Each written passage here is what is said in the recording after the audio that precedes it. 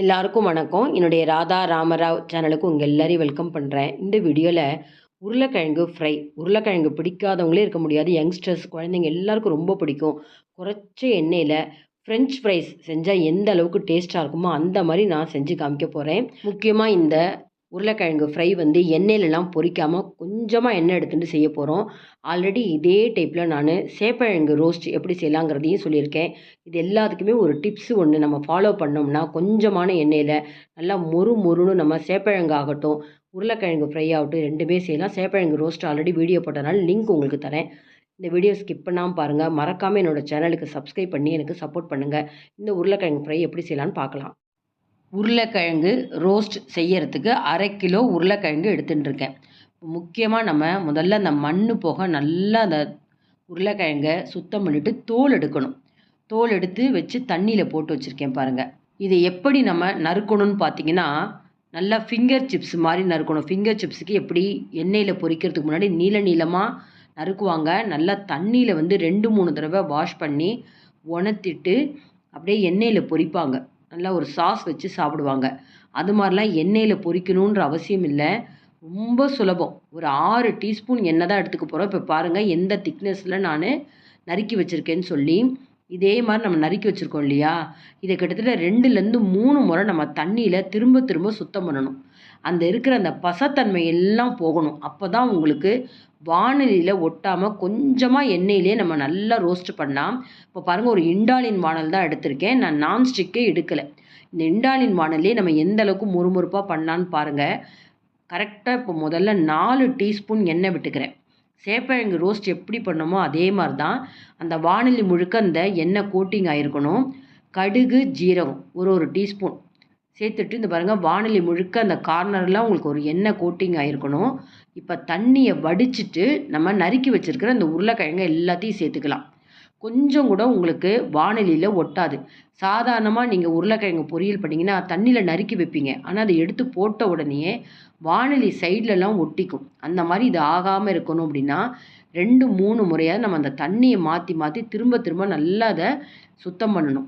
கொஞ்சம் கூட ஒட்டாது. அப்படி சுழட்டி விட்டு நம்ம இதை வேக வைக்கணும். அதாவது நல்லா எண்ணெயில் வறுக்கணும். 2 நிமிஷத்துக்கு ஒரு தடவை திறந்து பார்த்து பார்த்து நம்ம சுழட்டி விடணும். அதாவது போட்டு குத்தாமல், நடுவில் போட்டு போட்டு நம்ம குத்தாமல் ரொம்ப ஜென்டிலாக அப்படி சுழட்டி விட்டிங்கன்னா இது வெந்ததுக்கப்புறம் அப்படியே நீள நீளமாக இருக்கும். கொஞ்சம் கூட அந்த உருளைக்கிழங்கு உடையாது. நம்ம தண்ணியும் தெளிக்க வேண்டாம், அதிக அளவு எண்ணெயும் வேண்டாம். பாருங்கள், முக்கியமாக இது செய்கிற வரைக்கும் நம்ம சிம் ஃப்ளேமில் குறைச்ச தீயில் நம்ம வச்சு செஞ்சால் தான், நிதானமாக வேக வச்சாதான் நம்ம நினைக்கிற அளவுக்கு அந்த ரோஸ்ட்டு கிடைக்கும். பாருங்கள், கொஞ்சம் கொஞ்சமாக கலர் மாறுது. இப்போ கீழெல்லாம் கொஞ்சம் ப்ரௌனிஷாக இருக்குது இல்லையா, திரும்பவும் நல்லா அப்படி சுழட்டி விட்டு திருப்பினோம்னா மேலே இருக்கிற பகுதியெல்லாம் கீழே வரப்போ அது நல்லா அந்த ஃப்ளேமில் அதுவும் கொஞ்சம் ப்ரௌன் கலர் ஆகும். இந்த டைமில் நமக்கு இந்த உருளைக்கிழங்கு முழுக்க வெந்துடும். கீழே பாருங்கள் லேசாக எண்ணெய் நிற்கிது. நீங்கள் சாதாரணமாக உருளைக்கிழங்கு ரோஸ்ட் பண்ணால் நிறைய எண்ணெய் கீழே நிற்கும் வெந்ததுக்கப்புறம். இதில் கரெக்டாக இருக்கும். அந்த ரோஸ்ட் ஆக எண்ணெயை முழுக்க அப்சர்வ் பண்ணிக்கும். திரும்பவும் 1 டீஸ்பூன் எண்ணெய் சேர்த்துருக்கேன். முதல்ல 4 டீஸ்பூன் சேர்த்தேன். இப்போ 1 டீஸ்பூன் சேர்த்துருக்கேன். 5 ஆச்சு. இப்போ இந்த கரண்டியெல்லாம் கட் பண்ணிங்கன்னா அழகாக கட் ஆகுது. அப்போ உருளைக்கிழங்கு நல்லா வெந்திருக்குன்னு அர்த்தம். இதுக்கு மேல் நம்ம குழைய விடக்கூடாது. அப்புறம் உடஞ்சி போயிடுங்க நீள நீளமாக இருக்கிற உருளைக்கிழங்கு பீஸ் எல்லாம்.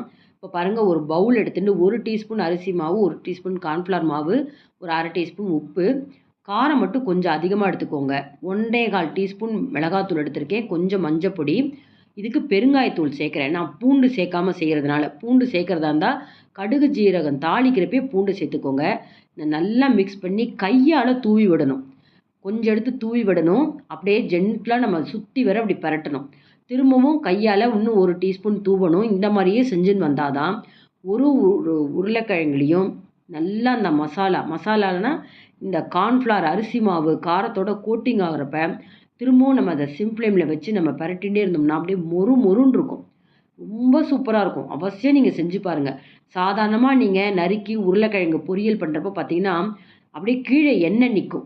இது அந்த மாதிரி இல்லாமல் நல்ல எண்ணெயை முழுக்க அப்சர்வ் பண்ணிக்கும். இப்போ பாருங்கள், கடைசியாக நான் இன்னொரு 1/2 டீஸ்பூன் எண்ணெய், 6 டீஸ்பூன் கூட கிடையாது, 5.5 டீஸ்பூன் எண்ணெய் தான். அந்த கலர் பாருங்கள் அவ்வளோ நல்லாயிருக்கும்.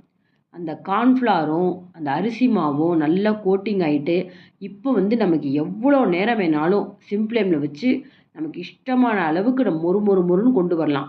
நான் ஓரளவு நல்லாவே நான் மொறுமொறுப்பாக கொண்டு வந்திருக்கேன். இன்னும் நீங்கள் அதிகமாக நேரம் வச்சு கூட நம்ம செய்யலாம். இந்த மாதிரி உருளைக்கிழங்கு ரோஸ்ட் நம்ம செய்கிறப்ப ஏர்லி மார்னிங் ஒரு லஞ்ச் பாக்ஸ்க்கு நீங்கள் கொடுக்குறீங்கன்னா ரொம்ப நேரம் வரைக்கும் நல்லாயிருக்கும். ராத்திரி வரைக்கும் கெட்டு போகாது. ட்ராவலுக்கு கூட தாராளமாக நீங்கள் இதை எடுத்துன்னு போகலாம். நான் இப்போ எப்படி செஞ்சு காமிச்சேனோ அதே மாதிரி செஞ்சு பாருங்கள். முக்கியமாக பாருங்கள், நான்ஸ்டிக் யூஸ் பண்ணல. வீட்டில் இருக்கிற அத்தனை யங்ஸ்டர்ஸ்க்கும் ரொம்ப பிடிக்கும். சாம்பார் சாதம், தயிர் சாதம், ரசஞ்சாத்துக்கு ரொம்ப பிரமாதமாக இருக்கும். அவசியம் நீங்கள் ட்ரை பண்ணி பார்த்துட்டு லைக்ஸ் கொடுங்க. கமெண்ட் பாக்ஸில் உங்கள் கமெண்ட்ஸை போடுங்க. உங்கள் ஃப்ரெண்ட்ஸ் அண்ட் ரிலேட்டிவ்ஸ்க்கு வீடியோவை ஷேர் பண்ணுங்கள். இது வரைக்கும் என்னோடய சேனலுக்கு சப்ஸ்கிரைப் பண்ணாமல் இருந்தீங்கன்னா மறக்காமல் சப்ஸ்கிரைப் பண்ணி சப்போர்ட் பண்ணுங்கள். இன்னொரு இன்ட்ரெஸ்டிங்கான ரெசிபீஸில் நம்ம பார்ப்போம். Thank you viewers.